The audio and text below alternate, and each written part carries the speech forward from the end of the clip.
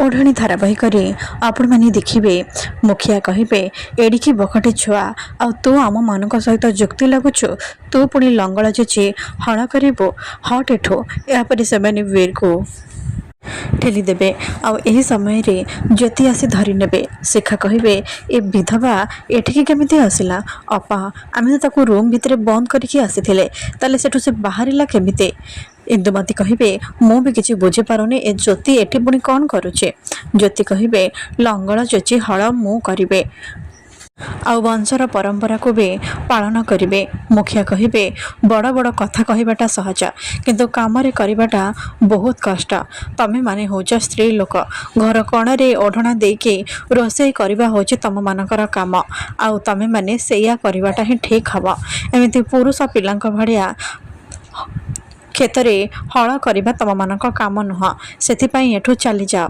ज्योति कहे पुरुष मानक ठारू स्त्री माने कौन गुण रे कम नुह आउ एबे ए परंपरा को मु पालन करिवे मो बापा जेतेबेले खेतरे हल करुथिले सेतेबेले मु देखिचे आउ तांका पाखरु देखिकी मु सब किछि शिखि जाइचे। इंदुमती कहे चुप कर तू एठिकी केमिति आसिलु अरे सेठी तो आम नाक निश सब किछि काटिदेलु मो घरर सब पुरुष मानक तू जेल भितर भर्ती कर देचु एबे पुणी कौन एठिकी आसिके आमर मान सम्मान सब किछि सारिबाकू चाहुछु। शिखा कहे ए विधवा तो सब किछि शेष करदेवाकू बसीचे अरे एतिक मन शांति हिनी जे एठिकी आसिके आम वंश परंपरा सबको माटी मिसेवाकू बसीचे।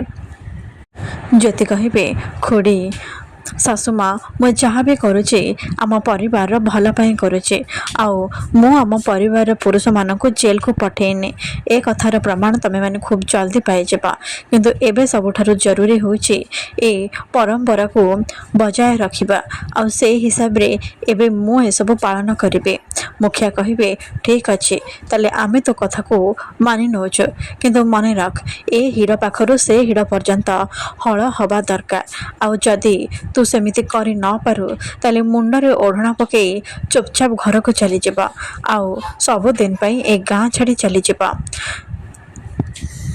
ज्योति कहे ठीक अच्छे मो आपण मानक शर्त रे राजी अच्छी आउ जदि मु ए शर्त पूरा कर दिए ताहले आपण माने मो स्वामी ससुर आउ दादा सपक्ष रे जाई जेल रे बयान देबे आउ से माने लांच टंका रखी नाहंती बोली कहिबे आउ तांको जेल रो बाहर करिवे। मुखिया कहिबे ठीक अच्छे आमे भी तो शर्त रे राजी अछु। यापर ज्योति लंगल पूजा करेंगे आउ लंगल को उठेबा को जिबा बेले से एका उठे पारिबेनी।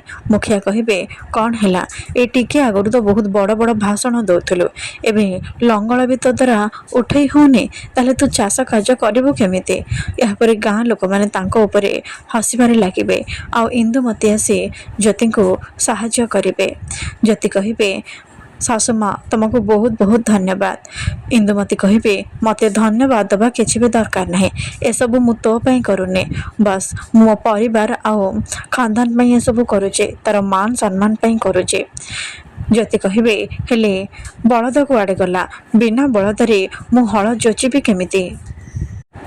मुखिया कहे बलद एठिके आसबनी काली रात इाड़ू सियाड़ू खाइके बलद मानकर देह खराब हो जाए से माने तते साहाय्य करने को चाहू नाहाते। ज्योति भावे हर हर महादेव मुझे कौन करेंगे ए परंपरा को बंचाई रखा मु एबे कौन करें मते साहाय्य कर महादेव सब परिस्थिति तमें मो साथ देता ए परिस्थिति भी तुमको मो साथ दबा पड़ेगा। एपटे कनेस्टेबल कहे सर गजब हो गला बहुत बड़ परिवर्तन होइछि। इन्स्पेक्टर कहे कौन आउ हब अरे एथर हल जोचिबा परंपरा आउ अर्जुन परिवार रहिबने गाँवर अन्य किए ए परंपरा को पालन करुथबा ये गर्व आउ अहंकार ही आको तले पकई देछि। कनेस्टेबल कहे नाई सर ए परंपरा को परा ज्योति पालन करिबा से ही हल जोचिके बिलरे चाष करिबा।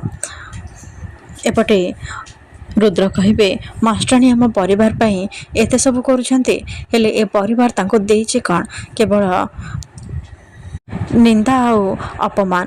ଅର୍ଜୁନ କହିବେ ଆଉ ଏ ସବୁ କିଛି ତୋ ସ୍ତ୍ରୀ ପାଇଁ ହେଇଛି। ଆରେ ସେଇ ଘରର ପୁରୁଷମାନଙ୍କୁ ସବୁ ଥାନା ଭିତରେ ଭର୍ତ୍ତି କରିଦେଇଛି ଆଉ ନିଜେ ଯାଇ କ୍ଷେତରେ ପୁରୁଷ ପଣିଆ ଦେଖାଉଛି। ସମସ୍ତଙ୍କ ସାମ୍ନାରେ ବାହା ବାହା ସାଉଁଟିବାକୁ ଚେଷ୍ଟା କରୁଛି। ହେଲେ ସେ ମୁହଁ ମାଡ଼ି ତଳେ ଯଦି ନ ପଡ଼ିବ ତାହେଲେ ତୁ କହିବୁ। ରୁଦ୍ର କହିବେ ସେ କିଛି ବି ଭୁଲ କରୁନାହାନ୍ତି। ସେ କେବଳ ଆମ ପରିବାରର ମାନ ସମ୍ମାନ ବଞ୍ଚାଇବାକୁ ଚେଷ୍ଟା କରୁଛନ୍ତି ବାବା। ଏକଥା ତମେ ବୁଝିବାକୁ ଚେଷ୍ଟା କାହିଁକି କରୁନ? ଆଉ ମୋତେ ତମେମାନେ ଶୀଘ୍ର ଏଠୁ ବାହାର କର। ମୋତେ ଏବେ ମୋ ସ୍ତ୍ରୀଙ୍କ ପାଖରେ ରହିବା ଜରୁରୀ। ଇନ୍ସପେକ୍ଟର କହିବେ ରୁଦ୍ର ଏଇଟା ହେଉଛି ପୋଲିସ ଷ୍ଟେସନ ଆଉ ତମେ ଭଲ ଭାବରେ ଜାଣିଛ ଏ ପୋଲିସ ଷ୍ଟେସନର ନିୟମ କାନୁନ କ'ଣ। ତମେ ଏଠୁ କୁଆଡ଼େ ବି ଯାଇପାରିବନି।